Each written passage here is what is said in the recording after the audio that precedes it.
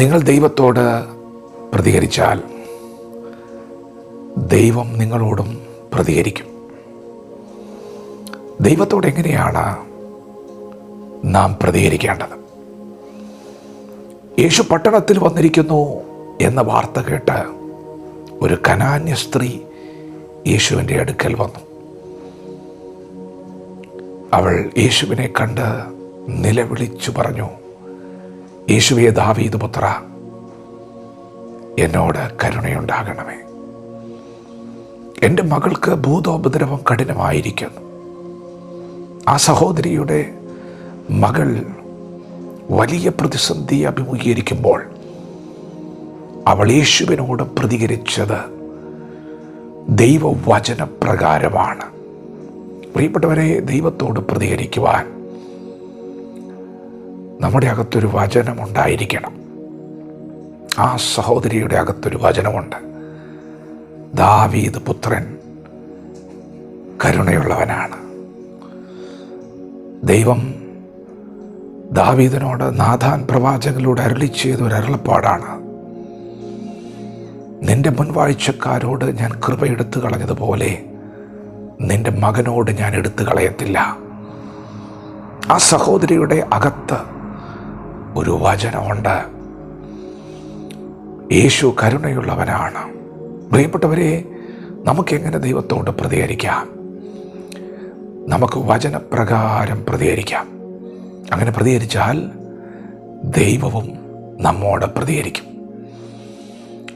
ദാവീദിന്റെ മകനായ ശലോമോൻ, സമാഗമന കൂടാരത്തിൽ വന്ന ശലോമോനും സഭയും ദൈവത്തോട് പ്രാർത്ഥിച്ചു. ശലോമോൻ ആ കൂടാരത്തിൽ ദൈവത്തിന് 1000 ഹോമയാഗങ്ങൾ കഴിച്ചു.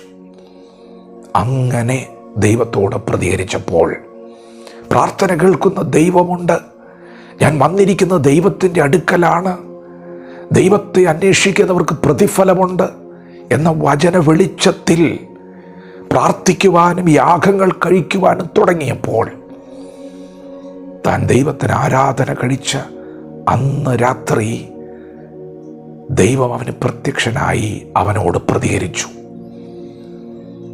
നിനക്ക് എന്താണ് വേണ്ടത്? ഞാൻ എന്താണ് ചെയ്തു തരേണ്ടത്? ശലോമോൻ ദൈവത്തോട് ആ ചോദ്യത്തോട് പ്രതികരിക്കുകയാ. ദൈവമേ, കടൽക്കരയിലെ അസംഖ്യമായ മണൽ പോലെയുള്ള ഈ ജനത്തെ ന്യായപാലനം ചെയ്യുവാൻ എനിക്ക് ജ്ഞാനവും വിവേകവും തരണമേ. അത് ശലോമോൻ്റെ അടുത്ത പ്രതികരണമാണ്. അങ്ങനെ പ്രതികരിച്ചവനോട് ദൈവം വീണ്ടും പ്രതികരിക്കുന്നു. നമ്മുടെ ദൈവം പ്രതികരിക്കുന്നവനാണ്. നിങ്ങൾ പ്രതികരിച്ചാൽ ദൈവം പ്രതികരിക്കും.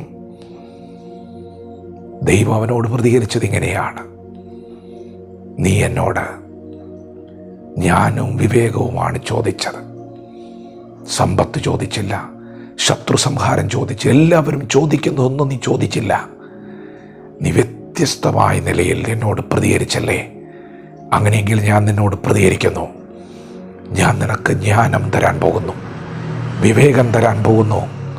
അത് മാത്രമല്ല, നീ എന്നോട് ഇങ്ങനെ പ്രതികരിച്ചതുകൊണ്ട്, നീ വ്യത്യസ്തമായ നിലയിൽ പ്രതികരിച്ചതുകൊണ്ട്, രാജാക്കന്മാരിൽ ഇതുവരെ ഭരിച്ചിട്ടുള്ളവർക്കും ഇപ്പോഴുള്ളവർക്കും ഇനി വരാനുള്ളവർക്കും ഇല്ലാത്ത നിലയിൽ ഞാൻ നിനക്ക് ധനവും മാനവും സമ്പത്തും കൂടി തരുന്നു.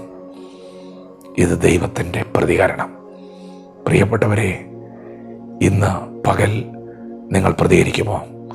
പ്രതികരിക്കാൻ നമുക്കൊരു വചനമുണ്ടാകണം. ഇതാ, ഒരു വചനം നമ്മുടെ മുൻപിൽ നിൽക്കുന്നു.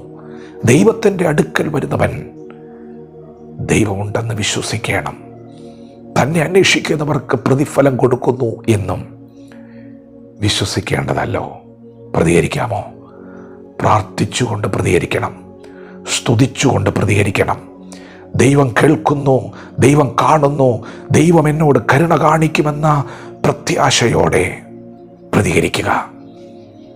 ദൈവവും നിങ്ങളോട് പ്രതികരിക്കും. വചനത്തോട് പ്രതികരിക്കാം. ദൈവം നമ്മെ ഓരോരുത്തരും ഈ പകൽ അനുഗ്രഹിക്കുമാറാകട്ടെ. ആമേൻ.